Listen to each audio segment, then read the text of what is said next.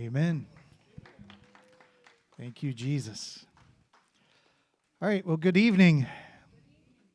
So again, I'd like to welcome you all to our service, both those here as well as those that are streaming us or streaming with us online, I should say.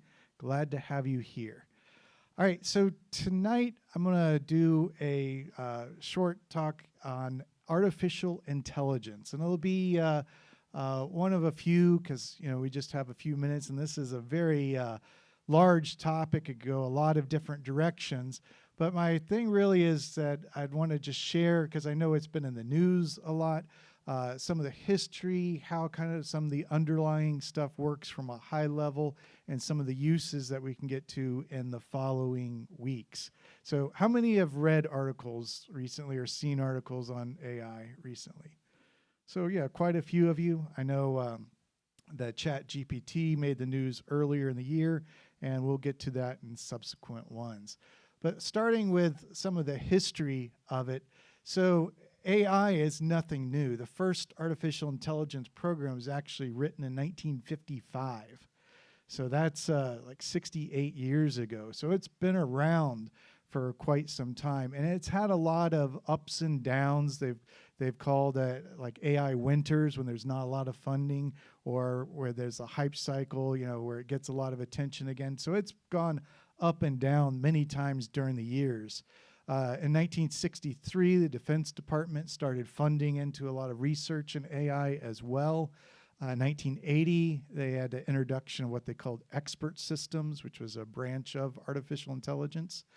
And 1986 was really when the first basic autonomous vehicle was developed, and they had it in a special area and a track, and it could navigate around on there. In 97 was the first commercial speech recognition software that was out. In 2005, they had an autonomous vehicle travel 131 miles in the desert all on its own, navigating around different obstacles to get to from the start to the finish. And in 2011, the Google Brain team developed what then became known later as TensorFlow, which was an open source thing so that anybody could really get it, download it, play around with AI. You need to have some computer or programming experience just because of the way the commands to load it, but it really made it available that a lot of people could, start really looking at it and trying out different things and playing around with it. And it really could scale all the way down from a small computer all the way up to, data centers running lots and lots of nodes on it. And then in 2018, the first GPT-1 was released, which is a generative pre-trained transformer. That's what the GPT stands for. And then in March of this year was when GPT-4 was released with public availability, and it really made a lot of the news because a lot of people started seeing it, using it for term papers and all the rest. And the reason it gets a lot of hype is because in the market, they talk about, AI value creation by 2030 being up to $13 trillion. That's a lot of money. And that's an industry where it has a lot of need and a lot of opportunities, for people that, get interested in learning it and being able to use it in different companies. And you can see on the right, the different areas. It's mostly in retail. And, it goes all the way down, but they're seeing a lot of value in each of the different industries that are out there. And there's two real types of AI when they talk about the top level. There's a artificial general intelligence, which is doing anything a human could do, and then artificial narrow intelligence, which is really just mapping from an input to an output, from an A to a B. And all of the real practical uses and stuff has all been in that artificial narrow intelligence. The AGI, or the general intelligence, they still say it may be, 100 years, 1,000 years away from really getting to that. And people will speculate it, but even all the things that you hear in the news, it's all really in that narrow intelligence. And really it's around that mapping, from one to another. So some examples of that is like a spam filter application. You input it in an email, And that thing will look at it and try to determine whether it's a spam or not. It has just a simple yes, no, or 0, 1 type thing out of it. And so it can look at the emails, determine, if it matches the patterns that it's seen before. For speech recognition, it takes an audio and outputs a text transcript from that. Machine translation, you can take English text and translate any other language or any language to any other language for systems that have learned it. For online advertising, which is one of the most lucrative areas that's been over the last years, you can take in an ad and what all your user or what you know about people and guess whether they will click on that ad or not. And so that again has been one of the big money makers that they have used it so far with.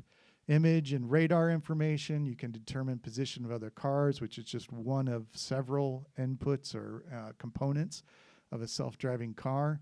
And then it's used a lot in manufacturing. So like the thing manufactures a product, you have a visual inspection that goes around and it can see whether that product right there is defective or not, to throw it away right in the factory or even on the assembly line at the different stages so they can make some better opportunities there. So this is just some examples of how it's used in the world. Now, a practical yet very simplistic example of how we could use the system is if you have, again, this is A to B mapping.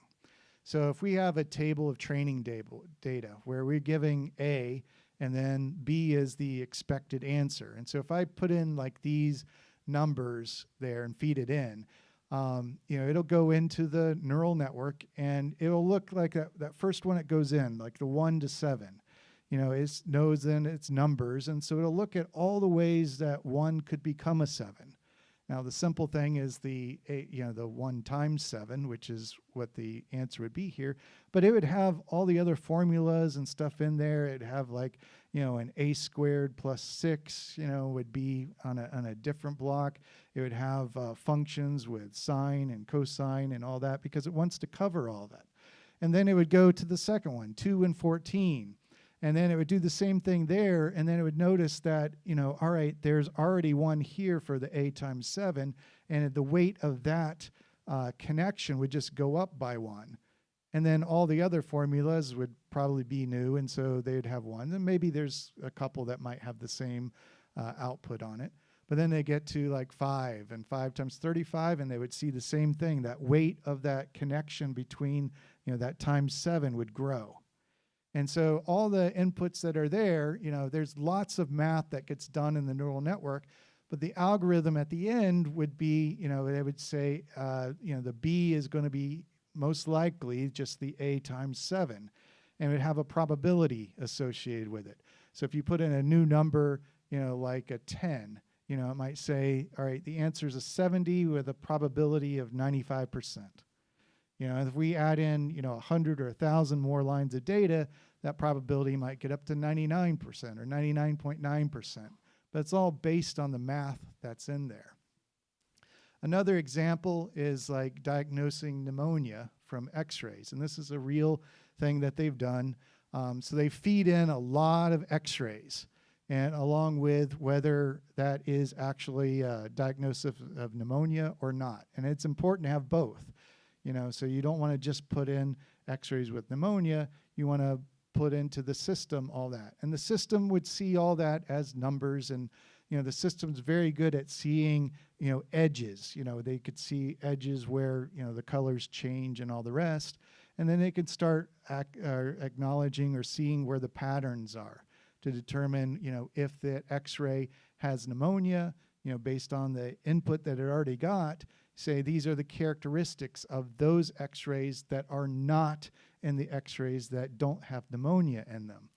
And so there's a lot of math, again, that goes into the neural network, and at the end it's an algorithm that they can use. And so like if the system is using that algorithm, it doesn't have to have all those other x-ray images stored anywhere. All it has is that algorithm. And so it can then have inputs, that the new pictures that scanned in and say whether it's, pneumonia or not.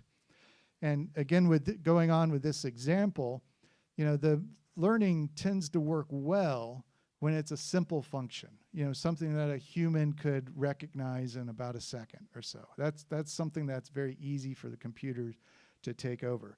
Also, when there's lots of data available, as in the picture before, they want to have, tens of thousands of pictures that go into that image or to that system in order to be, anywhere close to being effective.